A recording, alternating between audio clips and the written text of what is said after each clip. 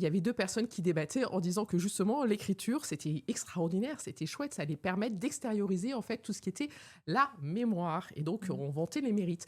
Et à contrario, en face, on disait: «Oui, mais en fait, ça va plutôt extérioriser l'oubli». Parce que les êtres humains, ils vont se dire: «J'ai plus besoin de retenir parce que je Ouais. vais pouvoir, voilà, déléguer ça à l'écrit» et donc ils vont plus le retenir et donc ils vont plus forcément le comprendre, se l'approprier et donc, il va y avoir un vrai problème. Donc, on voit que ce sujet-là, en fait, là, on est en 2026, mais alors, c'est pas du tout nouveau. Et que là, aujourd'hui, oui, on en parle aussi avec l'IA, parce qu'on a eu avec l'écriture, on l'a eu éventuellement avec Internet, et on disait, au lieu de faire des vraies recherches documentaires, on a délégué la recherche d'infos à Google, avec l'effet Google qui fait que pas besoin de le retenir, parce que je peux le On trouver, appelait ça et c'est à déjà à l'époque la disposition. dette Google, je crois. Il y Il y avait a, même après, dans ouais. les biais, on a aussi parlé d'effets Google. Mmh. Pas besoin de le Mmh. retenir.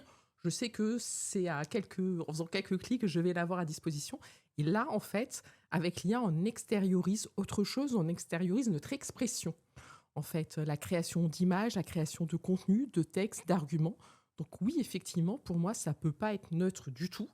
Et il va falloir s'interroger sur comment on l'utilise au quotidien et qu'est-ce qu'on met en œuvre.